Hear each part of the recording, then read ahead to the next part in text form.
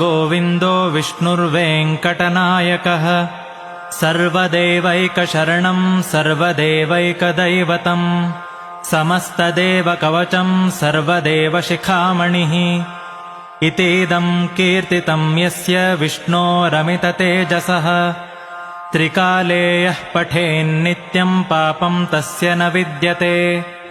राजद्वारे पठेद्घोरे सङ्ग्रामे रिपुसङ्कटे भूतसर्पपिशाचादिभयं नास्ति कदाचन अपुत्रो लभते पुत्रान् निर्धनो धनवान् भवेत्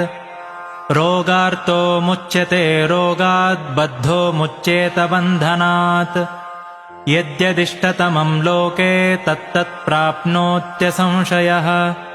ऐश्वर्यं राजसन्मानं भक्तिमुक्तिफलप्रदम् विष्णोर्लोकैकसोपानम्